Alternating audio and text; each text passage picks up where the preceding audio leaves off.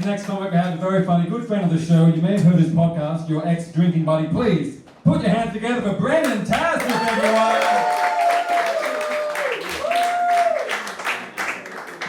What's up, everybody? Hey, how you doing? Hi. Did you get it? Did you get it? All right, got it? Cool. Suck it, Benny. What's up? So weird when he goes, I'm 37. And I was like, fuck, I'm 37. And I've never been on reality TV. Shit, I'm behind the 8 ball. Little thing about me, I don't know if you guys can tell from looking at me, I am not from here. I'm not from here. He knew right off the bat. He was like, this guy? Not at all. I'll give you a couple hints though. I was a Division I college football athlete. I do smoke Newport cigarettes and I've been arrested 8 times. Anybody want to take a guess? Florida. Florida is the right answer to that. Yeah, I'm a Florida man. It is weird telling people you're a Florida man because everyone always goes, Florida man, we heard about that kind of guy on the news. Yeah, I've been arrested 8 times. You got me. You caught me. I don't know. I learned a lot of lessons from being arrested that many times. Biggest lesson I learned, doesn't matter how much you look like a cop. They're not going to believe you. Can't be like, no, Officer Stevens, my badge is in my other pants. Another thing I learned, this is for the whole room, this is very important. Don't quote the national anthem like it's a legally binding document. It's just a song. So when they ask you for your license and registration, don't tell the cop, there's a land of the free and the home of the brave. Francis got keys, says, I'm going to show you shit. I just got a matching pair of bracelets. That was hits. That was my own life, though. I got 7 years sober last month, which was pretty cool. Thank you. Everybody always cheers. I'm going to let you know a little secret. It's so boring. There's a certain saying in sober circles, I can't tell you about them because they're anonymous, but people will say, my worst day sober is better than my best day drunk. And every time I hear that, I go, what a bunch of fucking losers, man. My great day's drunk. Day drinking drunk? What's for breakfast? Mimosas? Come on. There's pros and cons to being sober. I'm going to talk about the cons because it's the kind of comedian I am. Biggest con about being sober, no more drunk sex. It's the worst. You guys know what I'm talking about? When you throw your inhibitions to the wind and you're like, what do you want me to do? I don't know, what do you want me to do? I tried really hard not to look anybody in the eye when I did that. I almost got you and then I looked straight to the ground. So we're not doing it. I mean, this gentleman don't want to. You know me pretty well. What do you want me to do? But I don't get to do that anymore. And I'm going to be honest with this whole room. I'm going to be very vulnerable. I'm 6'1", 230 pounds, former athlete. I'm into butt stuff. I like stuff done to my butt. I'm into it. You guys, since college, anything? No, he's not into it. I'm into it. I'll admit it. It's Pride Month. Yeah. But you will never know how insecure you are until you're stone sober, having sex, not asking for butt stuff. In fact, what you'll do is you'll write an entire bit about it and then invite your girlfriend and her brother to a show.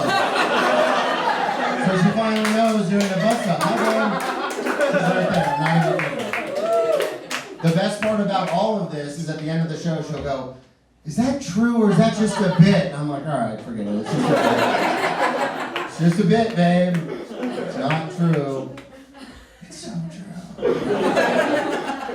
I grew up around women, strong, powerful, independent women who are also wildly into astrology, so that was a curveball. And I have wild mood swings. I've had wild mood swings my entire life. And growing up, my sisters were always like, Brennan, typical Gemini. Same in the Gemini gang, what's up? Yeah, crazy. And then I got older and I went to rehab, and science has a different word for it. Yeah, they call it bipolar 2. That's not as much fun as being like typical Gemini. No, I have a mental disorder. Oh, shucks. The sadness doesn't get me in trouble. Nobody cares about the sadness. My girlfriend will just punch me and be like, why are you crying all the time? It's the anger. It's the anger that gets me into trouble. I'll give you an example. One time I was leaving a bar with my twin sister, and this guy was flirting with her all night, and I didn't like the cut of his jib. So I said, hey man, why don't you just leave us alone? As he got in his car and rolled up his window, he shouted back at me, well, fuck you, Frosted Flake.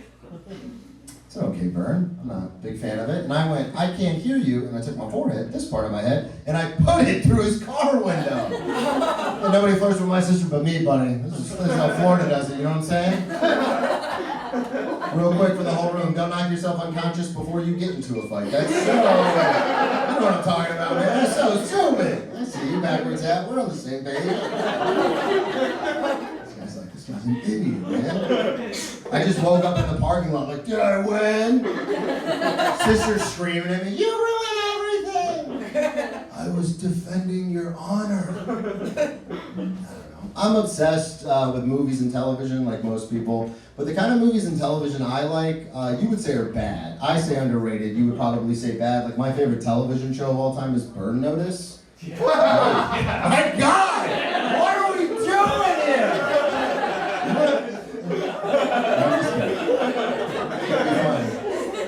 Fucking Michael Weston, that's my dude. Yeah, and my favorite, the reason why I like it though is because especially with movies, if it's a movie not a lot of people have seen or remember, you can steal the intellectual property and pass it off as your own and people think you're a genius. I'll give you an example. A friend of mine was auditioning at a really big club here in New York City. We're upstairs eating before the audition. I could tell he was really nervous. I said, hey man, don't be careless, but don't be too careful either. You can't be afraid to lose. He went down, crushed the audition. And he came up and he said, Brennan, you really inspired me. That's not me, man, that's Mighty Ducks 3. Quack, quack, baby! Ducks fly together! I share my story a lot at the super secret program I'm in. Not saying, all right? I'm talking to the camera, not pointing at anyone in particular. Sometimes I post stuff and they're like, you're not supposed to talk about it. I said super secret, all right, relax. But I'll share my story, and a lot of times, in the middle of my story, what I'll always say is, for me, drinking was like quicksand. You think everything's going fine, and then one thing goes wrong, and then another, and another. And you try to fight back, but the harder you fight, the deeper you sink, until you're in over your head. And people always leave the meeting and go, that's my story, man. Keanu Reeves, The Replacements. What are we doing? That's a 2000 movie about football. Come on! Best part of that movie. In that scene, Orlando Jones goes, yeah, quicksand's a scary mother, man. I leave that part out when I go. I don't know. Sometimes it'll backfire. Don't do a movie that everybody has seen. Don't do that. That's stupid. My aunt, when she was diagnosed with ALS, I went to sit by her bedside. And I said, you know what, Aunt Nancy? To die would be a great adventure. And she goes, did you just quote Robin Williams in the movie Hook to your dying aunt? I was like, God damn it, I got way too greedy with that. I also really like Star Wars. Star Wars is probably my favorite movie franchise of all time, which I don't know, that's kind of divisive. Some people are like, I hate it, some people love it. The reason I like it is not just for the lightsabers and the spaceships and stuff like that. I think it's one of the greatest love stories ever told. And a lot of people always look at me weird when I say that. I'll sum it up for you. Long story short, Anakin Skywalker, who eventually becomes Darth Vader, is told by Emperor Palpatine, hey, if you want to save Padme Amidala, played by Natalie Portman, you're going to have to go and kill a bunch of these 10-year-olds. And he just goes, bet, let's do it. I love my girlfriend. I love my girlfriend more than anything in the world. I'm not killing a bunch of 10-year-olds. So you're like, yeah, let's get it done. Also the best part, one of the best parts, I shouldn't say the absolute best part, but one of the best parts about our relationship is my girlfriend walks around with a really heavy gait. So whenever I hear her coming, it's just dun, dun, dun, dun, dun, dun, dun, dun. Thank you guys so much. My name is Brennan Tass. I'm going to be doing that.